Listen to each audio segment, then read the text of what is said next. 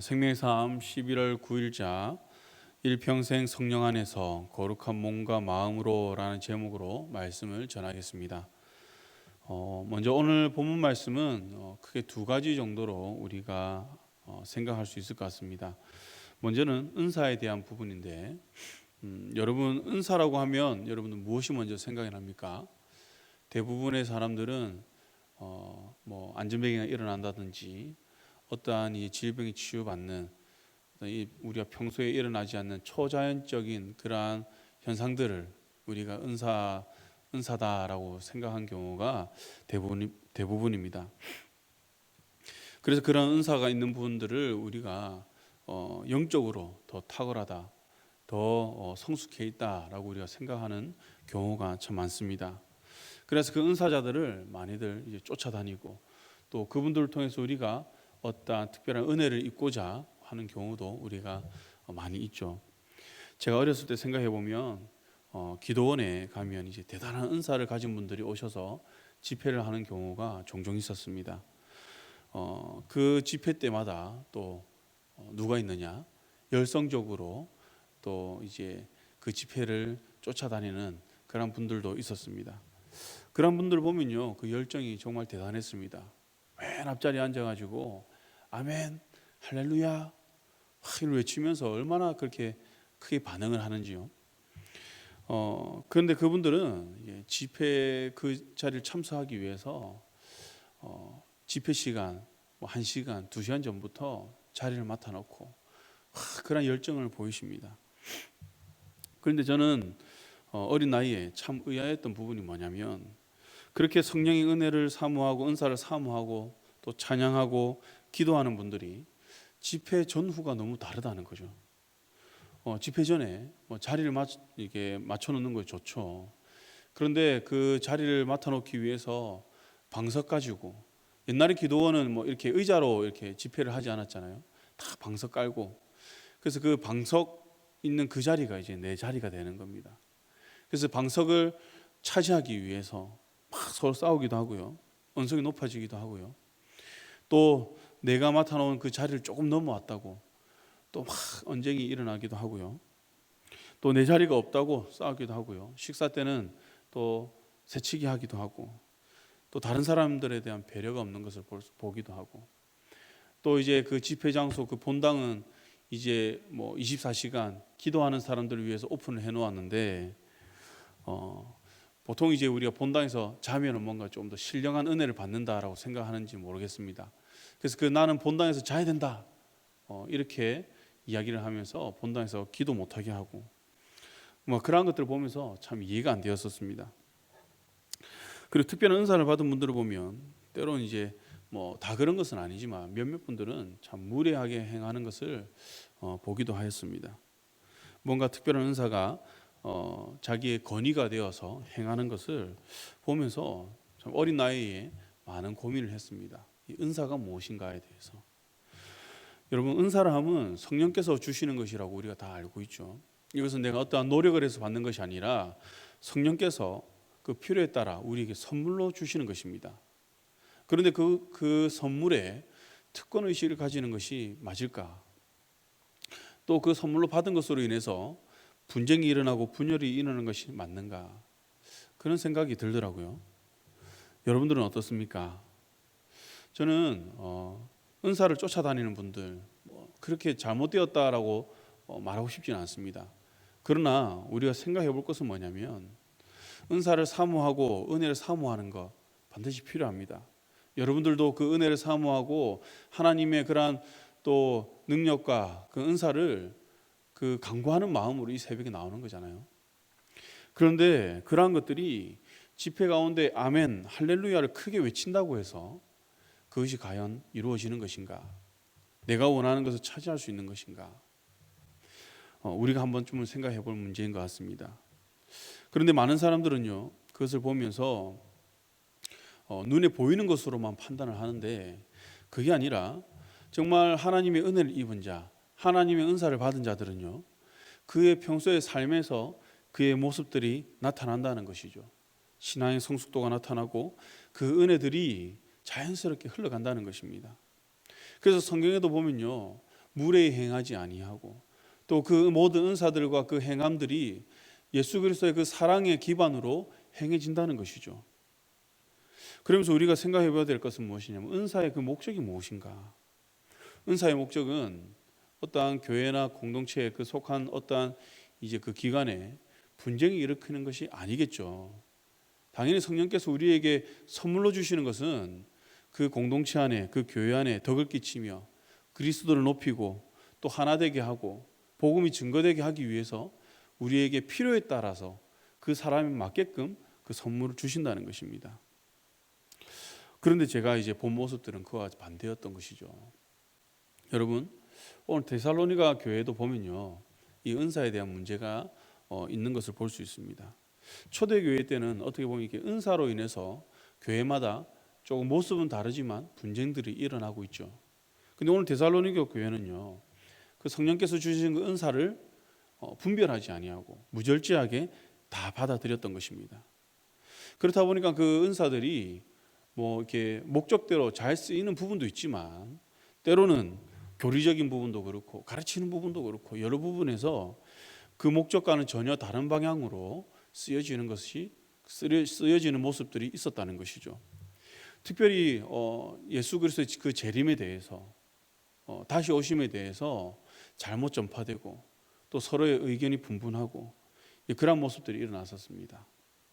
그렇기 때문에 바울은 뭐라고 권면을 하느냐?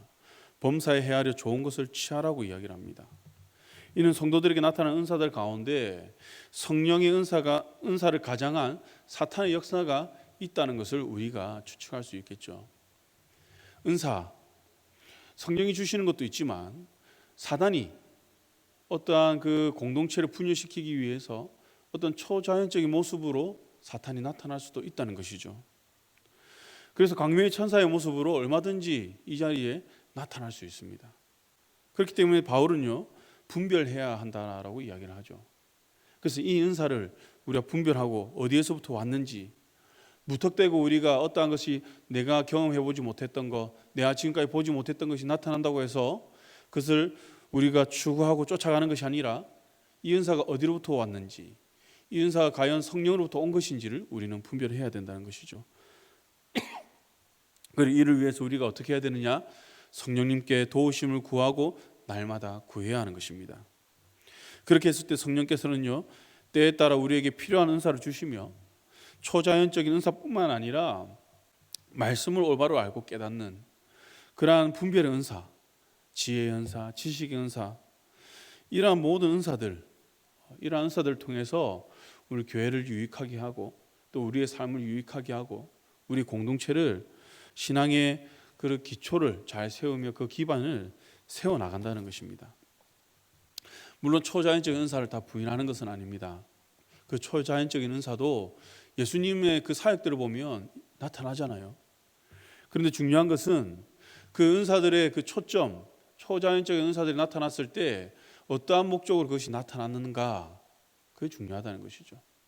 예수님의 사역을 보면요, 그 눈을 뜨게 하는 것, 안전뱅이가 일어나게 하는 것, 그 어떠한 행위 자체에만 두는 것이 아니라 그 은사의 목적은요, 그 영혼 구원에 있음을 우리가 알 수 있습니다. 그렇기 때문에 우리는 이 은사를요, 우리가 은사의 목적을 잘 알고 잘 분별하여서 그 목적대로 우리에게 주신 것을 우리는 써야 된다는 것이죠.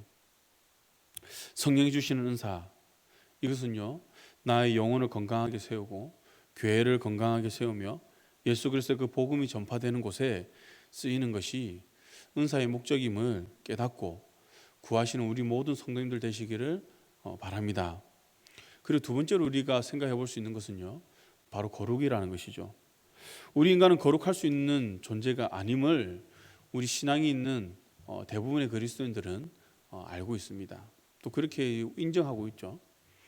그런데 우리에게 주님은 거룩함을 계속해서 요구하십니다. 왜냐하면 이 거룩은요, 하나님의 본질적인 속성이기 때문이죠. 그 하나님의 본질적인 속성인데 이것이 왜 중요하냐? 우리가 흔히들 이야기를 합니다. 우리가 구원받으면 어떻게 됩니까? 구원받으면, 다시 말하면 우리가 천국에 가면 하나님과 영원히 거하게 됩니다. 근데 그 거룩한 본성을 가지고 있는, 속성을 가지고 있는 그 하나님과 영원히 거하기 위해서는 우리에게 무엇이 준비가 되어야 될까요? 바로 거룩이라는 것이죠. 죄를 가지고는 그분과 함께 할 수 없다는 것이죠. 그렇기 위해서 우리는 날마다 이 거룩함을 쫓아 살아가야 된다는 것이죠. 그리고 하나님께서는요, 그것을 요구하시는 것입니다. 죄 가운데 죽지 않게 하기 위해서, 우리에게 영원한 생명을 주시기 위해서 우리에게 거룩을 요구하시는 것이죠. 그래서 우리는요, 날마다 거룩한 삶을 살고자 우리는 추구하며 나아가야 하는 것입니다. 물론 우리의 노력으로 거룩해질 수는 없겠죠. 그렇기에 우리는 성령을 의지하며 구하는 것입니다. 그때 성령께서 우리 심령 가운데 어떠한 은혜를 주시겠습니까? 성령님, 내가 거룩하기 원합니다. 내가 주의 뜻대로 살아가기 원합니다. 동행하기 원합니다. 그러면 성령께서 우리에게 어떤 은혜를 먼저 주실까요? 그래, 거룩해라 하면서 갑자기 하얀 옷을 입혀주실까요? 그게 아니겠죠. 우리가 그렇게 구할 때 성령께서 우리에게 무엇을 주시느냐? 바로 죄를 깨닫는 은혜를 주신다는 것이죠. 하나님의 말씀에 비추어서 이게 죄인지 죄가 아닌지 분별할 수 있는 그 은혜를 주신다는 것입니다. 그렇게 우리는 그 죄를 깨닫고 우리는 하루하루 나아갈 때에 우리의 삶은 거룩을 향해서 한 걸음 한 걸음 나아가는 것이죠. 이것을 우리는 성화의 삶이라고 이야기를 합니다. 이 성화의 삶을 위해서 하나님이 주시는 은혜에 따라 거룩을 향한 그 우리의 의지도 필요하다는 것이죠. 하나님께서는요, 강압적인 분이 아닙니다. 강제적으로 어떤 것을 이루시는 분이 아니라는 것이죠. 우리를 존중하고 우리의 인격을 주님께서는 인정해 주십니다. 그래서 우리의 자발적인 모습으로 우리의 마음을 다하여 뜻을 다하여 주님께 나아가기를 원한다는 것이죠. 그래서 우리는 그 은혜를 입음으로 통해서 우리에게 무엇이 생기냐면 거룩을 향한 그 열망과 그 의지가 생긴다는 것이죠. 그리고 그 의지가 있을 때 우리는 악을 멀리하며 주님을 더 가까이 하고자 하는 삶을 살아가게 된다는 것입니다. 그리고 이러한 우리 인간에게 거룩함을 향한 길을 주시고자 예수 그리스도를 이 땅 가운데 하나님 보내주셨습니다. 그리고 그 뜻에 따라 살아갈 때에 우리는 거룩한 삶을 향해 나아갈 수 있다는 것이죠. 사랑하는 성도 여러분, 교회에서 많은 일을 하는 것이 거룩한 삶이 아닙니다. 이웃을 위해서 많이 헌신하고 봉사하는 것이 거룩한 삶이 아니라는 것이죠. 물론 이것들은 거룩한 사람에게 나타나는, 거룩을 지향하는 사람들에게 나타나는 그런 모습이기는 합니다. 그러나 우리가 이러한 행함을 통해서 거룩을 입는 게 아니라는 것이죠. 우리는요, 우리의 거룩은 오직 예수 그리스도와 그 인격적인 만남을 통해서 이루어지는 것이며, 악은 어떠한 모양으로도 버리고자 하는 그 삶의 모습에서 나타난다는 것입니다. 주님께서는 우리에게 많은 열매를 맺을 것을 이야기하고 있지 않습니다. 우리에게 좋은 열매를 맺는 나무가 될 것을 말씀하고 있는 것이죠. 여러분, 좋은 열매를 맺기 위해서는 어떻게 됩니까? 기본적으로 좋은 땅에 그 나무가 심겨야겠죠.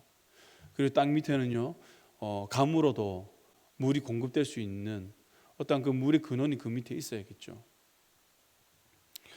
그것처럼 주님께서는요, 우리가 좋은 열매를 맺는 나무가 되기 원하는데, 성경에서는 그 좋은 열매를 맺기 위해서 땅이 되고 또 물의 근원이 되는 그분이 누구냐?